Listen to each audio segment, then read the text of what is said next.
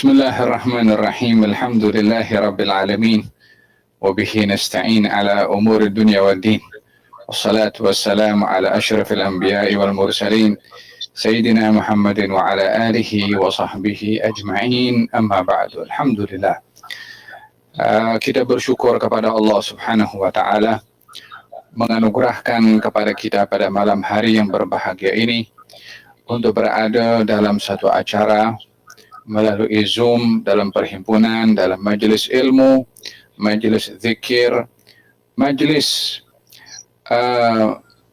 mengkaji, menghayati dan juga memperdalam apa yang ditinggalkan oleh baginda Rasulullah sallallahu alaihi wasallam, yaitu ilmu sebagai warisan tunggal beliau.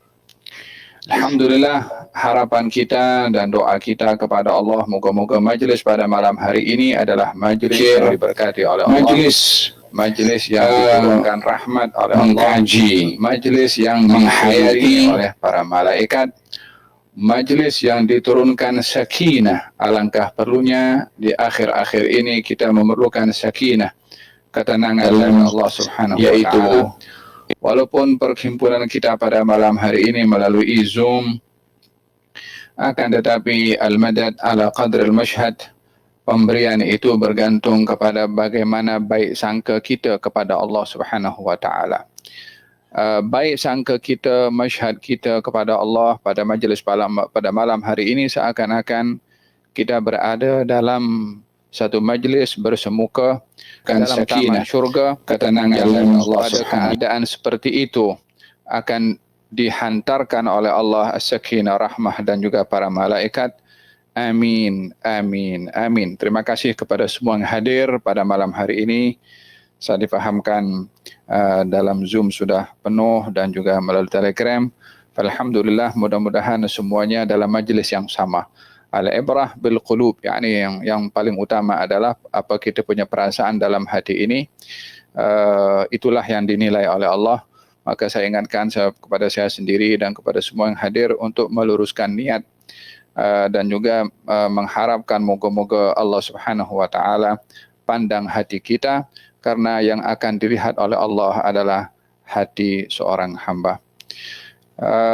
Hadirin hadirat penonton yang dirahmati oleh Allah Subhanahu wa taala, tajuk kita pada malam hari ini dengan masa setengah jam yang diberikan adalah memperbahaskan tentang waspada fitnah akhir zaman. Berbicara tentang fitnah, ianya akan terbagi kepada beberapa bahagian. Ringkasnya ada dua kategori fitnah. Yang pertama adalah fitnah yang khusus. Subhanahu wa ta'ala, tajuk kita yang pada malam hari ini dengan masa setengah jam yang diberikan. Maksud adalah memperbahaskan yang khusus adalah setiap individu yang difitnah atau diduga oleh Allah dengan dugaan yang terkadang dugaan itu tak kena kepada orang lain. Seperti seseorang diduga dengan hartanya, ada orang diduga pada tahtanya, ada orang diduga dengan anaknya, ada orang diduga dengan pasangannya, ada orang diduga dengan penyakit. Maka dugaan-dugaan ini adalah fitnah yang khusus, tetapi ianya adalah setiap individu. Ada kalanya orang diduga dengan sakit, orang lain tidak diduga dengan sakit. Ada orang diduga dengan harta, orang lain tidak diduga dengan harta. Falhasil, oleh kerana fitnah ini atau dugaan ini terkadang ada kepada seseorang dan tidak pada orang lain, maka dinamakan fitnah ini fitnah khusus. Dugaan yang khusus, ujian yang khusus. Tetapi di situ ada fitnah yang umum. Fitnah yang umum maksudnya fitnah yang menyeluruh, yakni semua orang akan berhadapan dengan fitnah itu. Inilah pembahasan kita pada malam hari ini. Pembahagian kategori fitnah ini kepada umum dan khusus diambil daripada hadis baginda Rasulullah sallallahu alaihi wasallam yang diriwayatkan oleh Sayyidina Hudzaifah ibn al-Yaman dalam Sahih al-Bukhari. Baginda Rasulullah dalam Sahih Muslim, Baginda Rasulullah sallallahu alaihi wasallam ada bersabda tentang fitnah yang dihafal oleh Sayyidina Hudzaifah.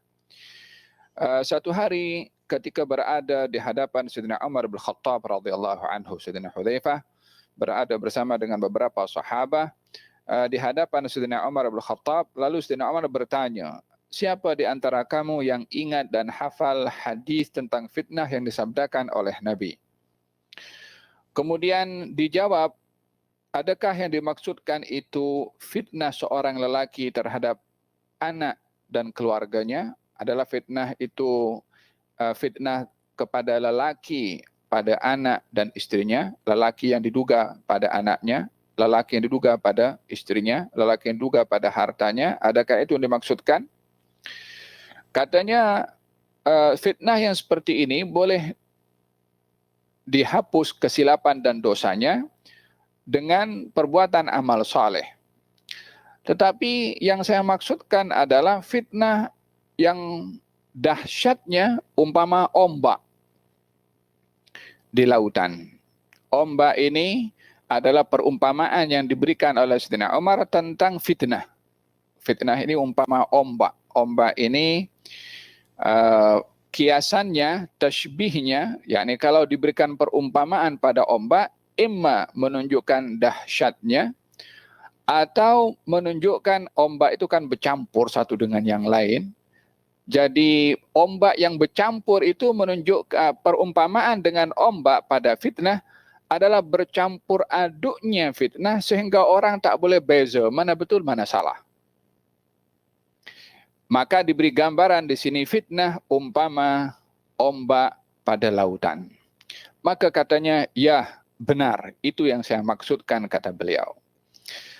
Hudzaifah mengatakan kepada Sayyidina Umar dan yang semua yang hadir, katanya, sami'tu Rasulullah sallallahu alaihi wa alihi wasallam tu'radul fitanu 'alal qulub. Akan tu'rad itu disodorkan atau dihadapkan fitnah-fitnah kepada hati. Di sini Nabi menyebutkan tentang fitnah akan datang tanpa disebutkan siapa yang mendatangkan. Dalam fi'il majhul, fi'il mudhari' majhul, yakni fi'il yang fa'ilnya tak diketahui. Fitnah akan dihadapkan. Yang akan terkena kepada fitnah ini adalah al-qulub, hati. Jadi di sini Nabi memberikan jadi penjelasan yang Nabi berikan ini supaya kita berhati-hati dan kita paham bahwasanya untuk mengelak daripada fitnah, kita kena tahu terlebih dahulu fitnah ini akan kena pada bahagian mana pada diri kita. Nabi menyebutkan, tu'radul fitnatu al-fitanu 'alal qulub. Fitnah akan masuk, akan dihadapkan kepada hati-hati kal hasiri udan uda.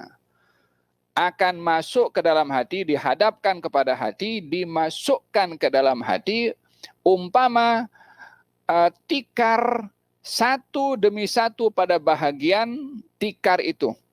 Orang kalau bikin tikar, dia macam benangnya, atau udnya, atau kayu kecilnya itu lidinya, dimasukkan satu-satu. Tikar tak akan jadi tikar lah kalau tak ada satu, barulah jadi melebar tikar tuh. Nabi memberikan gambaran begitu teliti, terperinci tentang fitnah. Nabi mengatakan fitnah akan masuk ke dalam hati, maksudnya menyerang kepada hati. Umpama apa? Umpama lidi pada tikar satu demi satu. Maksudnya fitnah yang akan menyerang kepada hati adalah bertubi-tubi. Banyak umpama lidi yang akan dibuat tikar memerlukan kepada banyak lidi barulah jadilah tikar. Demikian fitnah yang akan masuk ke dalam hati, kata Nabi, bertubi-tubi. Ini menunjukkan dahsyatnya fitnah, banyaknya fitnah dan serangan fitnah kepada hati. Fa ayyu qalbin ushribaha. kata Nabi. Setiap hati yang menerima fitnah atau terkena fitnah, usyribaha. Yani usyrib daripada kata minum, yang meminum fitnah. Yani macam mana minum fitnah? Orang kalau minum itu selalunya banyak. Maksudnya adalah orang yang terkena fitnah yang banyak tadi. Nukita fihi nuktatun sauda. Akan ada noda pada setiap fitnah yang kena kepada hati. Noda berwarna hitam. Wa ayyu qalbin ankaraha nukita fihi nuktatun bayda, dan setiap hati yang menolak fitnah itu usyribaha, titik yani dalam hatinya berwarna putih, hatta tasira ala qalbain, sehingga hati manusia akan berada dalam dua keadaan, imma yang hitam karena nodanya banyak terkena fitnah, atau yang putih karena menolak fitnah.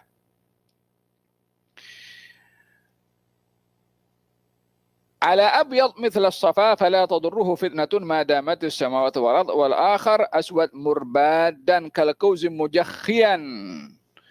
Yang satu yang menolak fitnah hatinya akan menjadi bersih. Yang terkena fitnah hatinya umpama, kata Nabi, kal kauzi, yakni umpama wadah bekas yang terbalik. Apa maksudnya? Bekas itu kalau ada isi, kalau dibalik dia tumpahkan segalanya. Hati manusia yang banyak terkena fitnah, dia akan tumpahkan segala kebaikan yang Allah letak dalam hati, sehingga terbalik seperti ini, tertumpah segalanya. Tak terbuka hati itu untuk menerima kebaikan, hatinya sudah tertutup dengan fitnah, wal'iyadzubillah. Kemudian kata baginda Rasulullah, tandanya hati seorang terkena fitnah, la ya'rifu ma'rufan wa la yunkiru mungkaran. Tidaklah lagi hati itu kenal kepada yang baik dan tidak lagi mencegah kepada yang mungkar. Baik mungkar sama bagi dia.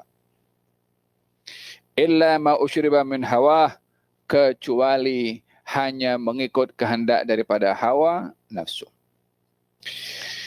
Kemudian kata baginda Rasulullah, yang diceritakan oleh Sayyidina Hudzaifah berkenaan dengan fitnah, yang ini merujuk kepada fitnah akhir zaman, fitnah bertubi-tubi mengenai kepada hati.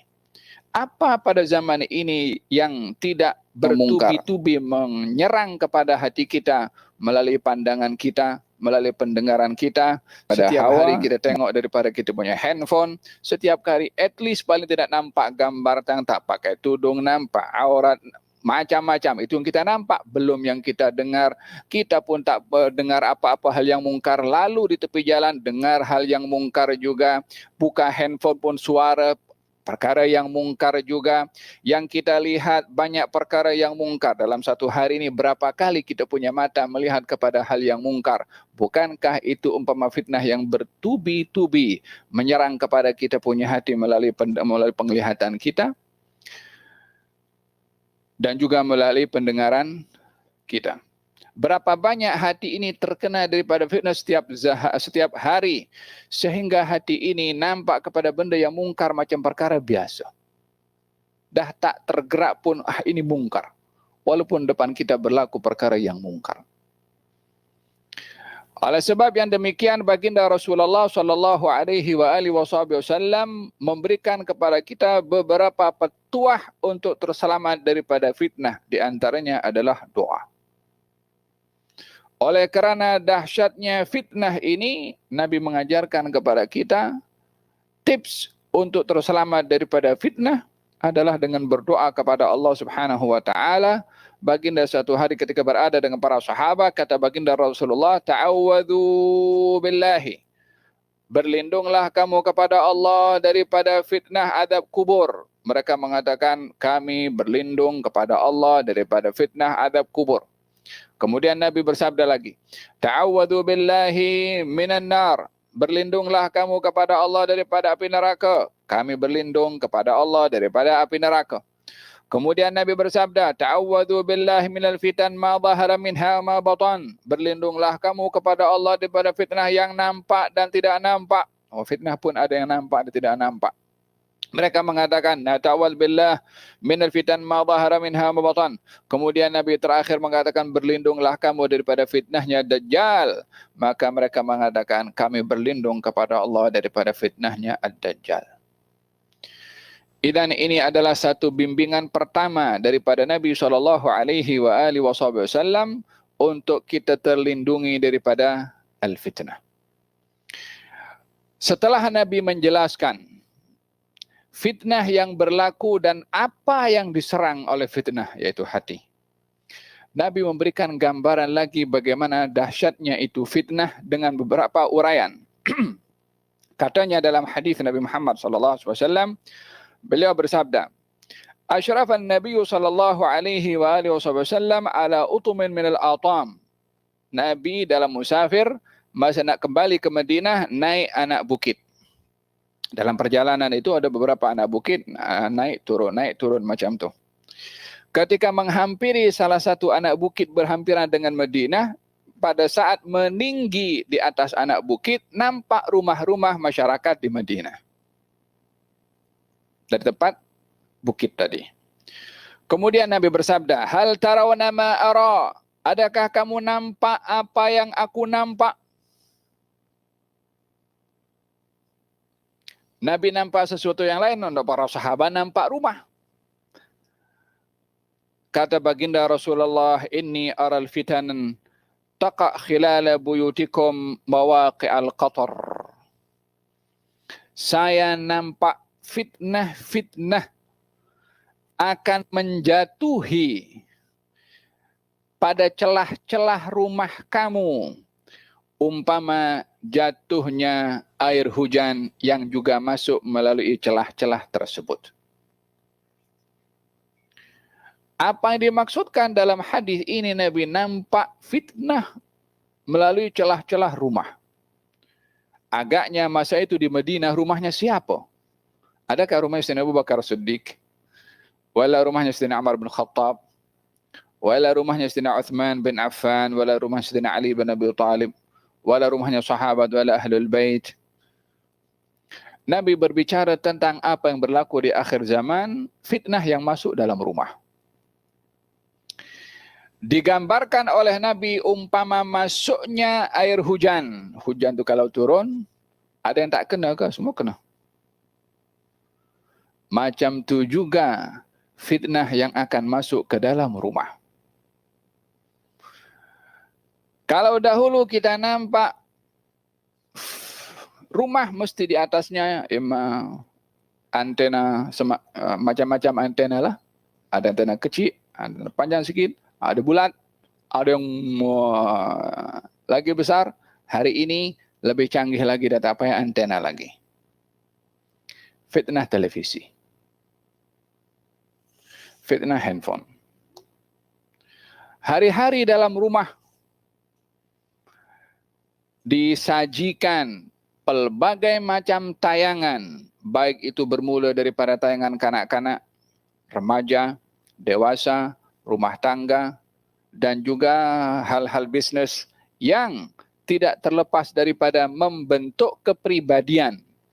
Ada yang dibentuk dengan kepribadian suka berkhayal, ada yang dibentuk dengan kepribadian cinta kepada material, ada yang dibentuk dengan kepribadian kejam, ganas kepada orang. Bukankah itu yang banyak dilihat dalam tayangan-tayangan televisi? Hatta kartun pun juga tidak terlepas daripada keadaan ataupun gerakan yang mengajar dan mendidik kepada anak-anak akhlak yang tidak baik. Itu dari segi pakaian, gerakan, kata-kata, sehingga anak kita sedar atau tidak terdidik dengan fitnah yang kita sajikan di dalam rumah kita sendiri.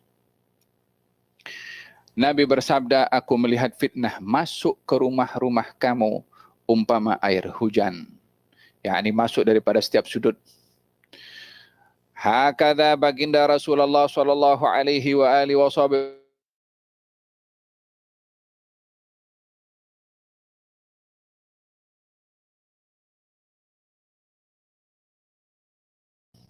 Ini kesemua yang diberitahukan oleh Nabi SAW menuntut kepada kita muhasabah, untuk bermuhasabah dan juga mengambil langkah bagaimana fitnah ini supaya tidak merosakkan iman kita, akhlak kita, dan juga etika kita. Kalau tidak, tak ada makna Nabi memberitahukan kepada kita hal-hal yang amat membahayakan kepada agama dan prinsip kita. Kata baginda Rasulullah sallallahu alaihi wa ala alihi wasallam, berbicara tentang bagaimana dahsyatnya fitnah akhir zaman. Katanya, semalam aku bermimpi, kata baginda Rasulullah sallallahu alaihi wasallam, dua orang lelaki membawa saya. Saya melihat kepada dua lelaki itu malaikat lah. Membawa saya melihat seorang lelaki. Alladzi ra'aituhu yushaqqu shidquhu. Saya tengok seorang lelaki dibelah mulutnya. Yani ada macam kalub. Kalub ini besi yang hujungnya itu bengkok segini untuk meletakkan sesuatu. Jadi ininya lurus, tajam, kemudian yang ujung bengkok seperti ini. Besi itu masuk melalui mulut sini dan tembus ke belakang. Daripada kanan, janggut daripada kiri. Kemudian Nabi bertanya, siapa mereka? Katanya, dia itu adalah kadzab. Yakdzibu bil kadhibati atau bil kadhbati tuhmalu anhu hatta tablugha al afaq fayusna' bihi ila yaumil qiyamah. Gambaran itu adalah orang yang berdusta. Cuman dustanya bukan sembarang dusta. Dusta dengan satu dusta. Tapi satu dusta ini dibawa pergi ke ufuk. Tuhmal anhu hatta tablughal afaq. Satu dusta dibawa ke ufuk. Macam mana satu dusta dibawa ke ufuk? Kalau dulu ditafsirkan maksudnya dusta yang menyeluruh sampai ke ufuk. Kalau tafsiran sekarang, dusta yang disebarkan oleh satelit. Bukankah kita kalau tulis sesuatu di sini, kita dekat rumah sini, hantar ke atas, hantar ke setiap tempat? Tengok bagaimana Nabi mengatakan satu dusta sampai ke ufuk. Satelit ada di mana? Di atas. Macam tu Nabi detail memberitahukan bagaimana fitnah akhir zaman adalah fitnah melalui media sosial. Internet, Facebook, IG, apa saja yang menggunakan satelit. Bila digunakan untuk hal-hal yang mungkar, maka akan tersebar kemungkaran. Tidak cukup satu dusta itu disebarkan, dusta itu menjadi pembenaran. Baginda Rasulullah sallallahu alaihi wasallam bersabda dalam hadis, akan datang kepada kamu tahun-tahun yang menipu.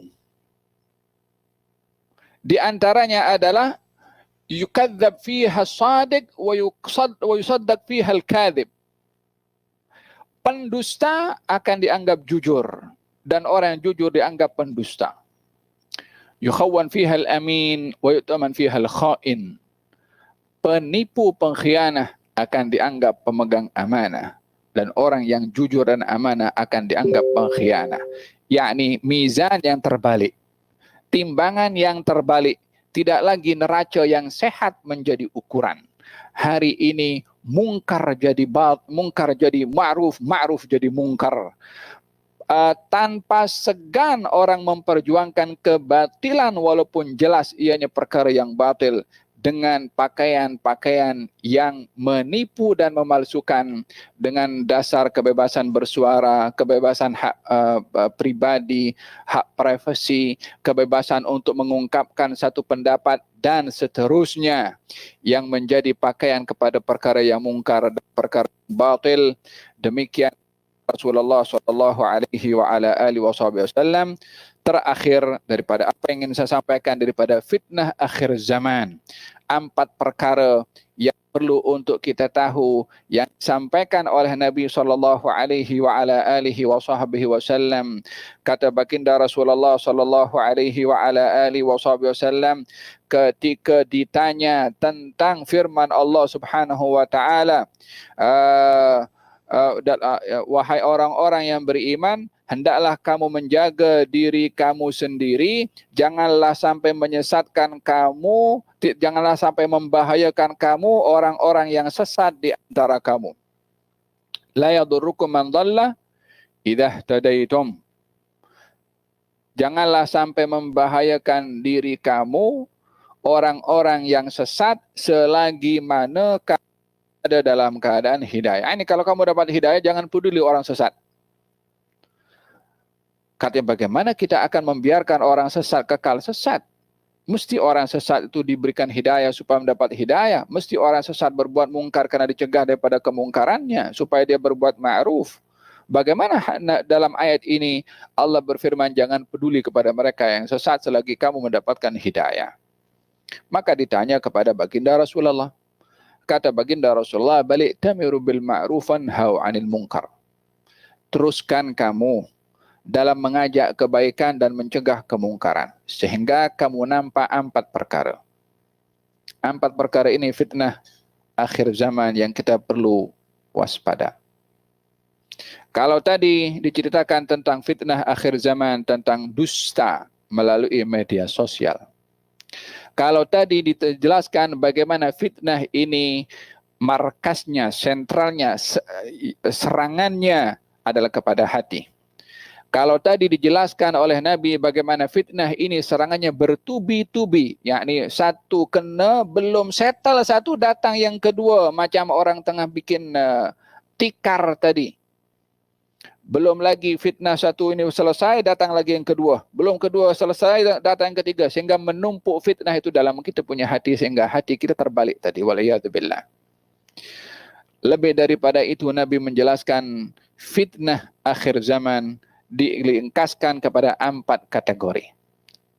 Kata baginda Rasulullah sallallahu alaihi wasallam, "Idza ra'aitum syuhhan muta'an aw hawan muttaba'an aw dunyan mu'sarah aw i'jab kulli dhi ra'yin bi ra'yih fa'alaika bi nafsik wa da'anka amral awam."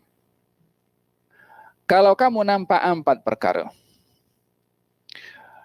kedekut menjadi ikutan. Maksud daripada kedekut menjadi ikutan, bila mana iman seseorang pada hartanya. Bila mana kecintaan seseorang hanya kepada hal-hal yang bersifat material. Bila kecenderungan seseorang untuk menimbang dan menilai orang lain adalah daripada harta bendanya. Sehingga dengan harta orang dilihat mulia. Sehingga dengan harta orang akan disanjung.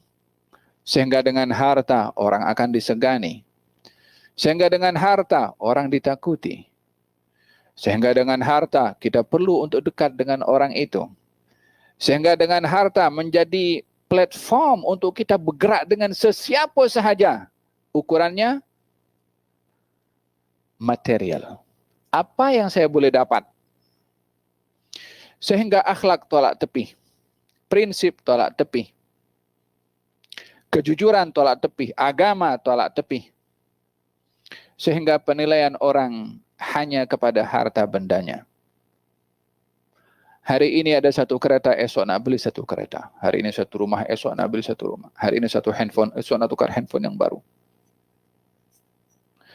Sehingga hidup dibelenggu dengan material disebabkan oleh kerana syuhan muta'an. Orang kedekut. Kedekut itu maksudnya suka kepada hartanya lah. Apa sebabnya dia kedekut? Pasal sayang sangat kepada harta itu. Syuhan muta'an. Kedekut menjadi ikutan. Bila orang kedekut, ini bukan orang ya, tapi sifat kedekut itu menjadi ikutan sehingga orang pun menjadi hal perkara yang biasa. Sehingga duduk dengan siapa saja, mesti. Bisnes hari ini macam mana ya? Bila cakap pasal akhirat, janganlah nanti kita akan mati. Macam mana kita nak berbisnes? Sehingga pembicaraan tidak keluar daripada duit. Syuhan muta'an. Wahawan mutaba'an. Hawa nafsu menjadi ikutan. Baik itu hawa nafsu bersifat kecenderungan kepada kebendaan, atau kepada kedudukan, atau kepada hawa nafsu seksual. Sehingga tak dapat dibezakan halal haram, zina tersebar di mana-mana, homoseksual tersebar di mana-mana, zina maharim tersebar di mana-mana. Hawan mutaba'an, hawa nafsu menjadi ikutan. Kedudukan menjadi tumpuan, sehingga dengan cara apapun juga untuk mendapatkan, bila dapat kedudukan bagaimana nak memanfaatkan untuk hal kebendaan, falhasil dicari peluang melalui hawa nafsunya untuk dapat apa yang dia nak, termasuk daripada kecenderungan meraih hawa nafsu adalah publicity. Macam mana pun cara juga, mesti saya nak famous. Nak masyhur. Ada orang lebih masyhur, saya lebih masyhur. Digerakkan dia punya tim dalam media sosial. Untuk apa? Meraih kemasyhuran. Hawan mutaba'an. Hawa nafsu yang menjadi ikutan. Wa dunyan mu'tharah. Dan dunia yang dikedepankan. Kalau tadi sifatnya kedekut, bila dihadapkan antara dunia dan akhirat, dunia akan dikedepankan. Boleh dapat dunia, tapi dengan cara tipu. Tak apalah, tipu sikit. Nanti kita taubat. Dapat dunia, tapi dengan cara berkhianah, pecah amanah. Tak apa, khianah, pecah amanah. Nanti kita bertaubat, yang penting dapat dunia. Dunia, merompak, mencuri, korupsi, tak peduli. Rasuah, tak peduli. Yang penting dapat dulu dunia. Akhlak, agama, tolak tepi. Dunyan mu'tharah. Dunia yang didahulukan. Bandingkan kepada apa? Bandingkan pada akhirat. Setiap kali berhadapan dengan keadaan antara dunia dan akhirat, dan kita kedepankan keduniaan, hati-hati daripada fitnah ini. Yang terakhir, i'jab kulli dhi ra'yin bi ra'yih. Orang bila bangga dengan pendapatnya sendiri, merasa benar pada pendapatnya, tidak merujuk kepada yang ahli pada pendapat yang dikedepankan. Hal ini orang tergelincir kepada kebebasan bersuara tanpa menimbang suara yang dikedepankan itu secara akal boleh diterima atau mengikut syariat boleh terima atau tidak. Yang penting dia suka cakap, dia cakap. Kalau ditegur pada percakapannya walaupun dia tahu benda ini salah, dia pertahankan juga. Dia tak mau salah. Saya bebas nak bercakap apa saja, saya punya suka. I'jab kulli dhi ra'yin bi ra'yih. Dalam isu pelbagai macam isu pun juga, isu vaksin semua bercakap, isu virus COVID-19 semua bercakap. Dan masing-masing merasa betul pada percakapannya.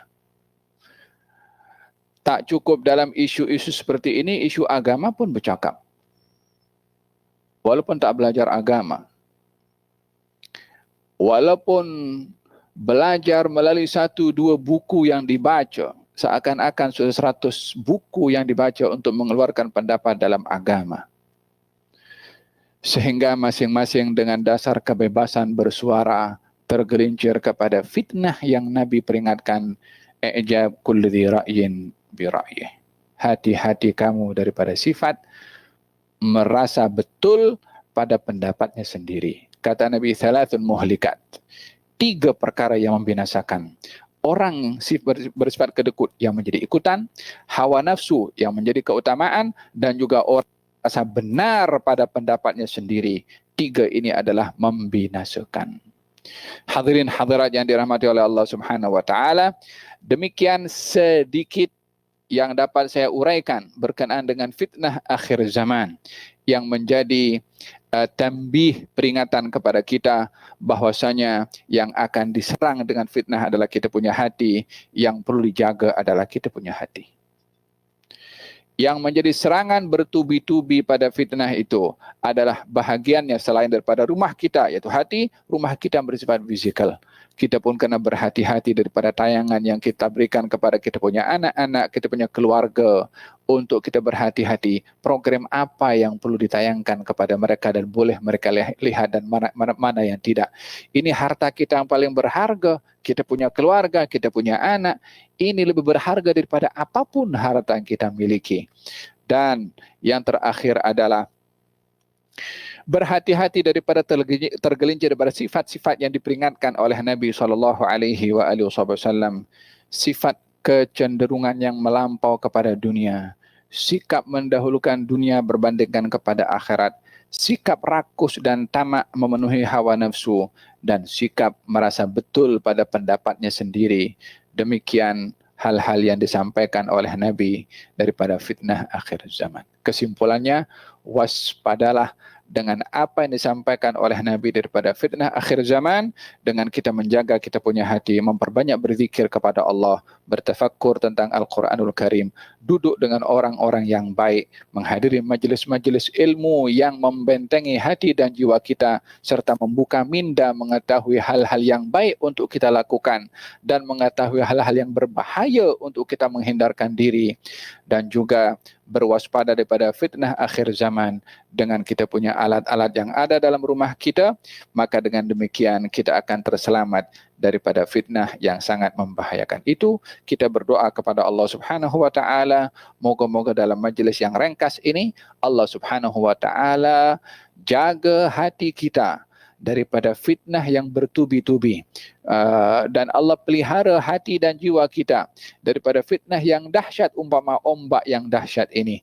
Dan moga-moga Allah Subhanahu wa taala berikan hati kita daripada sinaran zikir dan sinaran iman sehingga menjadi kuat, sehingga tidak mudah terpengaruh dengan fitnah Allah Subhanahu wa taala.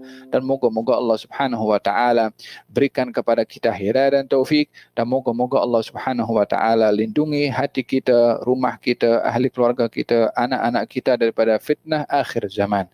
Birahmatika ya arhamar rahimin ya arhamar rahimin ya arhamar rahimin. Wa sallallahu ala sayyidina Muhammadin wa ala alihi wa sahbihi wasallam. Alhamdulillahi rabbil alamin.